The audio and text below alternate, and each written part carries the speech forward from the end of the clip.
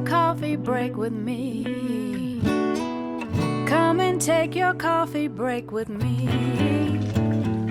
Come and take your coffee. Come and take your coffee.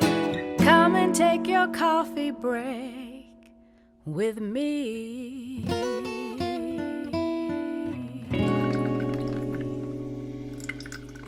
So welcome to Coffee Break with Candace. Thank you so much for tuning in this week. I have another incredible guest.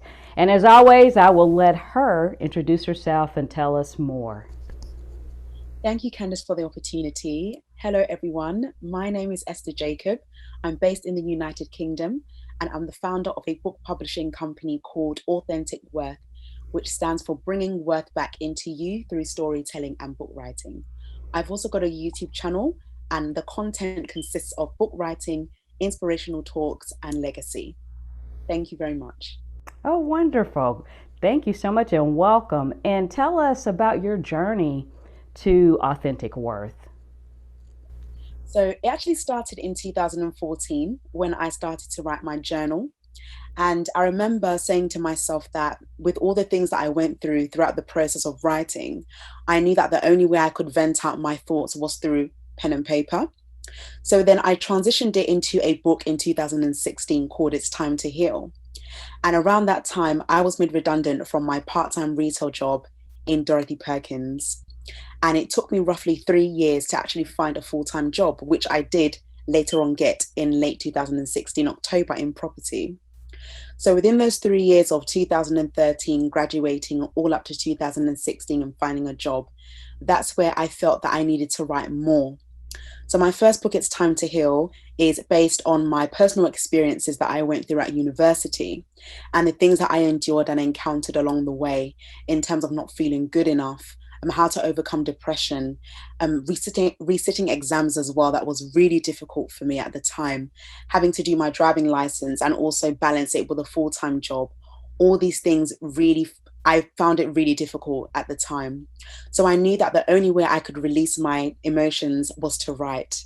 And that's when I thought to reconsider checking my blog and also turning it into a book. Initially, I didn't want to become an author. I actually wanted to become an actress. So it's a big difference between acting and book writing.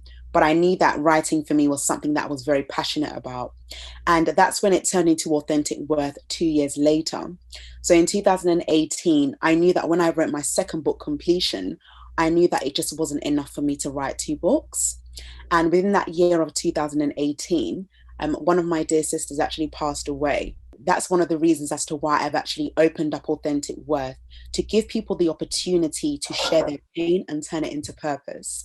So ideally, Authentic Worth initially was to get people to speak about their stories and to talk about their journeys and the things that they've been through, whether it be in the past, in the present, or what they are going to go through in the future, and to give back hope and inspiration, and more importantly, encouragement and worth to people who feel broken. And I knew for me, one of the greatest ways that I could actually write my book and, overcome the pain of loss was to write. So I want to show you one of my books that I actually wrote for my dear late sister. So this is the book. It's called From Glory to Glory, and her name is Glory, and I named it after her. And this book took about roughly 8 months to write. And it's also on my website, www.authenticworth.com, as well as Amazon as well. And I knew that with this book, it took a lot out of me. There were so many decisions that I made to be where I am today, resigning from a full-time job, going straight into book writing and starting a business from scratch without no support. So I knew that I had to put myself out there to be an inspiration onto others. And I can't tell you it's been easy, Candace, but because I know that there are people out there who are hurting, and I know people even now who are losing loved ones and losing friends and losing family members. And this is why I believe Authentic Worth is here, to give back that inspiration, to let people have a voice. Because at times when we go through pain, we tend to hide it. And that shouldn't be the case. If you know you want to heal and be free, you need to let it out. And that's what I've been able to do. And also with my latest 4th book, The Power of a Forward-Thinking Mindset. This is one of my favorite books to date, and it was written last year in July 2020. And this book really encourages me to keep going forwards and to never look back. There's so many people right now who are struggling with the decision of either going back to their past or being Sure. expectant for an unknown future. I'm sure you can relate to that. And there has been times where it can feel easy, uncomfortable, but you can't grow in your comfort zone. And I knew that for me, that was a big decision that I had to make and say, Esther, remember, you're not doing this for you, you're doing this to serve others. I always want to give back solutions to people. And because of my belief in God as well, that also contributes to the fact that, yes, there must be something that I can give out to people that will remind them that they are not alone. And to remind them that what they have within them is so special, is so expensive, is so valuable that they should never hide it. If I didn't talk about my story from all the transitions of my 4 books to this business, I don't believe I'll be where I am today. And it has taken a journey for me, and I'm still looking forward to what is ahead of me. So yeah, that's Authentic Worth as a whole so far. How do you, when something is so deeply personal, how do you sit down and write those first words and then continue to write? Yeah. Wow, that's a very good question. I would just say it just flows. I always think about, let's say okay, you're a business, you're providing a service, you're there to exist to help that customer or that client. You're not there just to exist, you're there to serve. And the key word is the serving. Now, we've got a lot of people that want to be served, but people don't want to serve. Mm. Now, I want to serve. And I knew as I write and as I continue writing words, I know that there's something in me that is going to inspire people to be encouraged and be blessed. So I always say to myself, Esther, when you write, write from your heart. Write in a way that people will connect with you so quickly that what they're worried about will not even be an issue for them. Let them feel your honesty and your transparency and your vulnerability and own it. I always say to myself, when I write, I own that situation. I don't allow anyone's voice to come into my ears and say, Esther, do it this way or do it that way. I must be authentic to myself. Mm. Writing is not easy, but No, it's not. it takes so much of you. But as you continue writing, there's so much joy. There's a sense of freedom, a sense of newness. We're in a new year. People want to start being creative. They don't want to think the way they used to think before. And this is a great opportunity to start, to say, Esther, potential author, potential aspiring author, do something with your life. Write away. Create an audiobook, create a paperback book, create a hardback book, write your thoughts down on paper. Don't hide it in, journal, have a diary, speak to someone. All these can be forms of writing, but you have to own it. And I knew that as I was writing, I had to own everything. And that is literally why I'm doing what I'm doing now with the writing. Yeah. So I've heard you say a couple times in that response to own it. How do you own it? I would say you own it just by being your true authentic self. As long as you know your writing ability, you will write according to how you are led. So I don't want to write something that I know I'm not true to, or something that doesn't fit in my category or my caliber. I'll rather write according to what I know will elevate people. So for example, there are some people that they write just because other people are writing. Oh, let me write a blog post about fashion because it seems like it's very popular. But you're not really a fashionista. Or let me write a book about, yeah. I love that. And you're not. Exactly. You just have to be honest with yourself. And for me, my honesty is in encouragement. And I love writing blogs and posts about encouragement.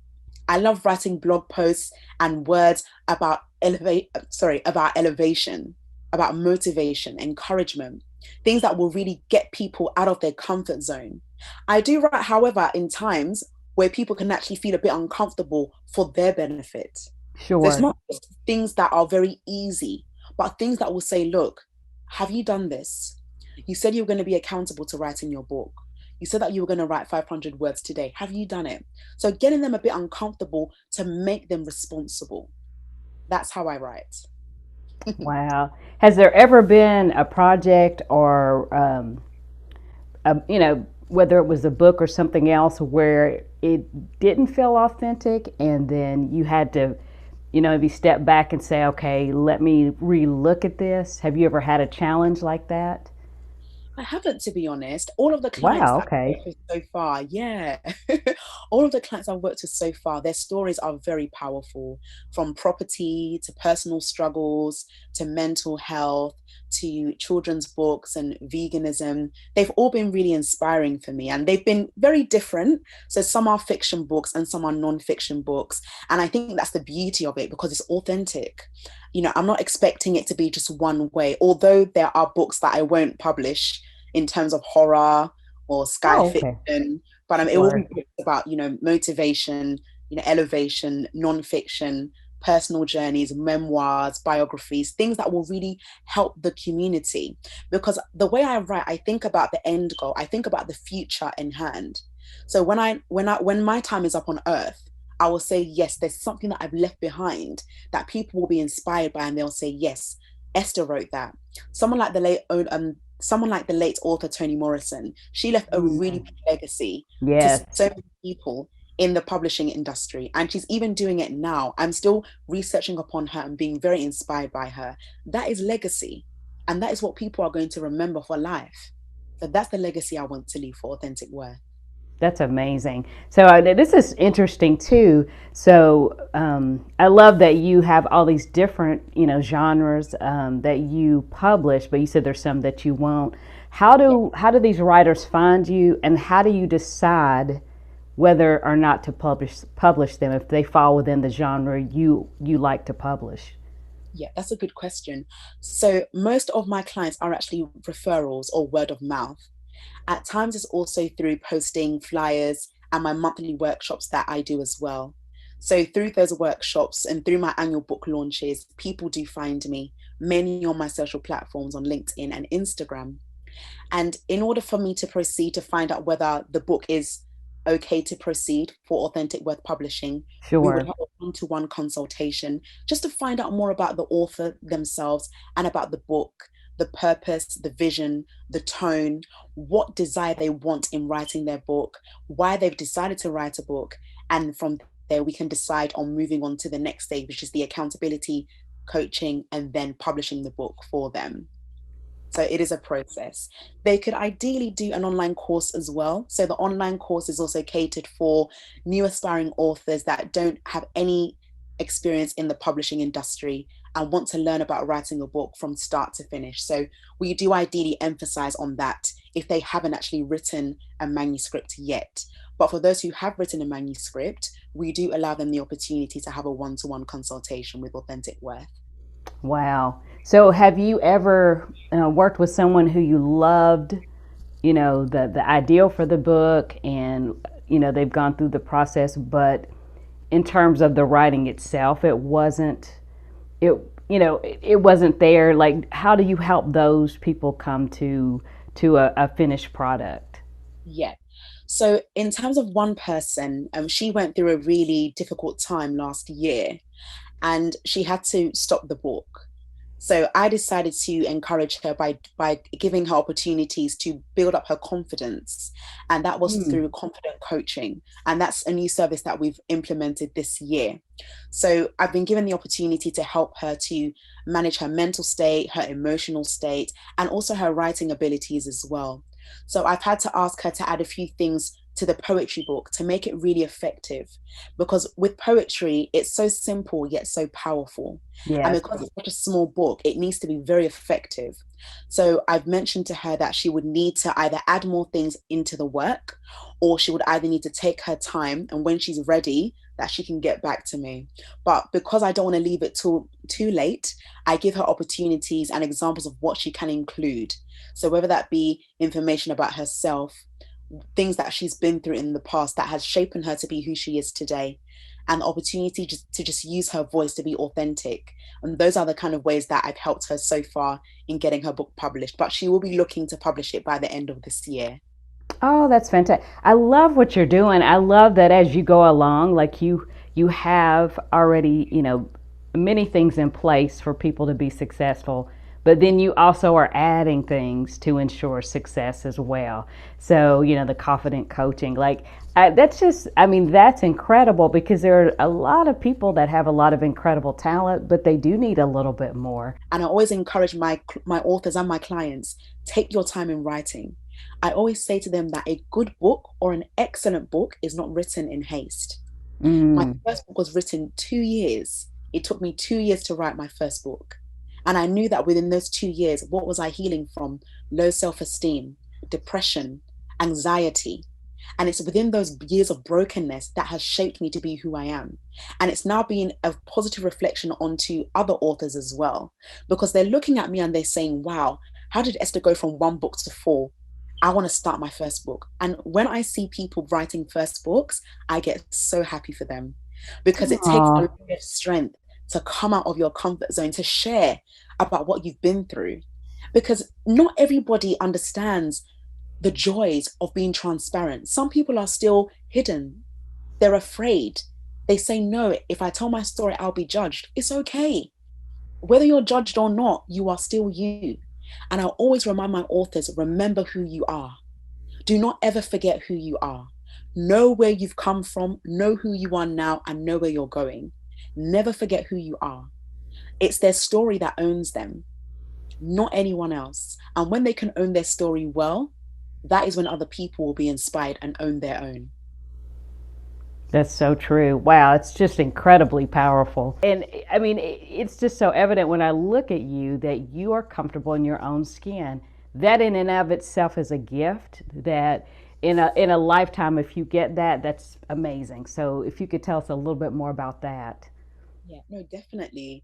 I would say it's really to do with looking within. So there were times where I had to just take time off everything, including social media, friends, family, external noise, and just sit down and have time for me and just say, okay, Esther, what is it that you're good at? What is it that you're not good at? Let's combine the two. Write down your strengths, write down your weaknesses, and work on your weaknesses and improve your strengths. So I knew that taking time off everything, including even my own thoughts, was so beneficial for me. And I said to myself, Esther, if you don't speak life into yourself, no one is going to do it for you. If you don't invest in yourself, if you don't invest in your emotional state, your mental state, your financial state, your spiritual state, you are going to really find it hard to pick yourself back up again. So I would invest in courses, I would invest in workshops, I would invest in preachings, and I would also have the right people at the right time when it came to sources of encouragement. So I had a few friends at the time that would really encourage me and help me to be, to remind me who I am. Even though I know who I am, it's important to have people also to kind of push it out of you and say, Esther, look, don't stop now. You've got a race to run. You've got a purpose to fulfill. Yeah. And those were the things that really kept me accountable. I knew that as I woke up every morning, Esther, who can you serve today? It's that servitude spirit in me that kept me becoming who I am. And it's something that I continue to encourage other people with, is that when you wake up, what do you want to achieve? Okay, you've got your goals, you've met them, what next? I always put a comma rather than a full stop, because life doesn't stop when you've reached one goal. Life keeps going. And for me, I knew that as I had to take time to look at myself, I said, Esther, it doesn't stop here. You have to keep going higher and higher, despite all the obstacles that will come your way, because really and truly, they will come. I can't say that everything in life is going to be easy, because if it was easy, I wouldn't be who I am today. I had to grow in adversity, and that adversity enabled me to have time for me, to really look within myself and say, Esther, what are you good at? What are you not good at? And what do you need to do to improve? What can you do? Are you taking the advice and the opinions of people about what they say about you? Sometimes it's so easy to listen to what people say, although there are some things that you must take on board. But for me, I thought, you know what? If this sounds right, I'll go for it. If it doesn't sound right, I'll ignore it. But I will never forget who I am. And that's one thing I really love, is knowing who you are in yourself and feeling good in yourself. As you rightfully said, being confident in your own skin. I was not this confident, but because of my late sister and because of the transition, I knew that I had to pick up myself.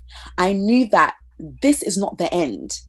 When people leave the earth, it's painful. They think their life is over. But I want people to know that, listen, if you're going through grief, if you're going through loss, know that it is just the beginning of a new life for you. And I knew that this beautiful book in front of me right here, this beautiful book in front of me right here is a new life for me, and is new life for many people who are yet to come. Because departure is something that we cannot control. But what can we control? Our mindsets, our emotions, the way we think, the way we consume things. And I knew that I had to do that in the secret place. It's always in the secret place for me that I find out who I am. It's not in what social media says about me. It's not in the number of likes that I have. It's not even about the number of followers, but it's about knowing who I am. And that is who I am today. Yeah. That's just so powerful. I mean, seriously. Well, how do you balance your time when you're doing so many things the way you're doing them? Wow, that's a good question. I actually do have a diary, and I tend to be a bit strict, like, okay, Esther, it's 12 o'clock, stop. It's 1 I o'clock. love it. Stop. Go back to work. Yeah, I'm very, very, very timely, and I make sure that I do set a timetable for the day. I try not to do too much, if I'm honest with you, just because I don't want to give myself too much overload and, working too much. But if I can do like 2 main tasks a day, whether it's to read a manuscript for 3 hours and then listen to a sermon or read a book for another 1 hour, then I know that I've split my day very well. And also having me time too, looking after myself. That self-care is very important. Yes, it is. I do tend to do self-care every Wednesdays and every Sundays as well. So that really does help me to balance and, break down the week a bit more easier. And at times I speak to friends, go out. Unfortunately, because of the pandemic, we haven't been able to go out per se, but I do tend to speak to my friends on Zoom or call them and, have good conversations, have a laugh here and there. Sometimes you just get a cheeky takeaway as well at times. Yeah, I love it. kind of balance. Yeah. I did want to, before we switch up and do my segment called Who Said That, I would love to go back to your recent book from 2020. First of all, my eyes immediately, gravitated toward that cover. And I want to know how you decided to come, what it's about, a little more about what it's about, and how you came up with the book cover, because I really love that. Thank you so much. Wow, thank you. It's actually really funny because a lot of people have been complimenting the book cover. And I can honestly say that this book cover is one of my best covers out of my 4 books. Initially, I wanted a hand. I'll just demonstrate it for you all. Sure. So I wanted a hand, and I wanted a tree to grow out of it. That was my vision, because forward thinking is about growth. And as you can see, the hand, the tree is growing from it. But when I worked with the book cover designer that helped me do it, he had a completely different idea. And I didn't know he was going to do this. So as you can see, from the lady's mind, she's thinking ahead. And the escalator is literally going towards her thoughts. What can I do to move forwards? I need to keep going up. There's nothing behind me. I need to keep going forwards. So I knew that the book cover designer already understood the vision of the title, Forward Thinking Mindset. And I thought to myself, as I look at this book all the time, I say, this is a woman who is determined to move forward with her life, to leave the baggage of the past behind, to leave the things that she thought she couldn't do behind, and to believe that her days ahead of her are better. And I knew that just looking at the title and the book and the image, I knew that there was nothing stopping this lady. And it's not just for women, it's for men as well. This book is such a big encouragement. It has been a big encouragement to me to never look back. Even now in this pandemic, as I mentioned to you before, Candace, it's so easy to look back. It is. You know what? Let me go back to my comfort zone, because it was comfortable. I wasn't struggling then. But what if you go back and miss a great opportunity in front of you? What if someone was just about to give you the best opportunity and you missed it because you were looking behind? And that is so good. Honestly. And I've had to learn that. And that's why I've said the power of a forward thinking mindset. There's no power in your past.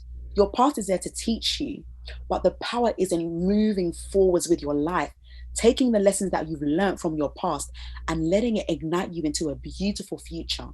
Although we don't know the future, we know that we can enjoy the present, but you have to move forward. We will never see this day again. So we need to move forward as we transition into the 9th of January tomorrow and all the days to come and all the years to come. We can't move back. Just like the years, they keep moving forwards. We also need to move forwards. There's power in Absolutely. mindset. No, Very that's much. absolutely true. No, that's wonderful. That is wonderful. And so now we're going to change up and do the segment I call Who Said That, where I'll give you a quote and a clue. And if you can tell me who said that, then I will donate a modest amount to the charity of your choice. So, do you have a charity in mind today? CAP, Christians Against Poverty, CAP. Wonderful. And I'll make sure to include the website for that so that other people that feel so inclined can donate as well. Yeah. So let me pull up the quote. So I'm very hopeful that you will get the quote. That will be really exciting. So and the quote is, our lives begin to end the day we become silent about things that matter. Our lives begin to end the day we become silent about things that mattered. And you only get one guess, so if you need the clue, I will give you the clue. Ooh.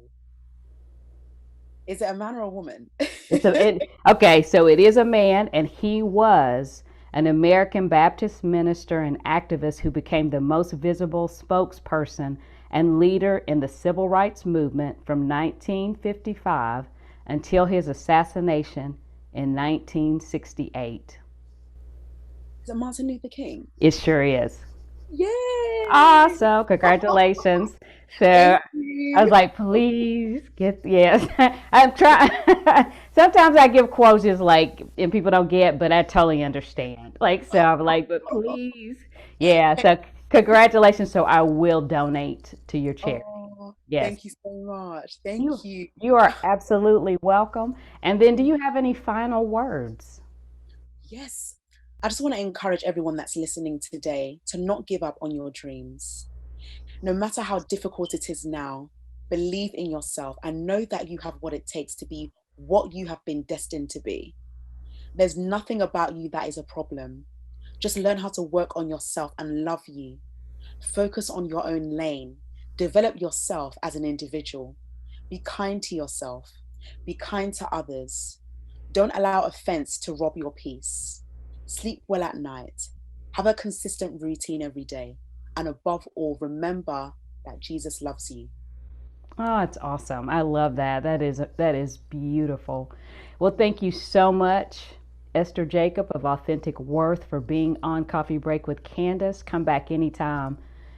Just have truly enjoyed your story today, your journey, your message. Thank you so much, Candace. It was a pleasure. Thank you.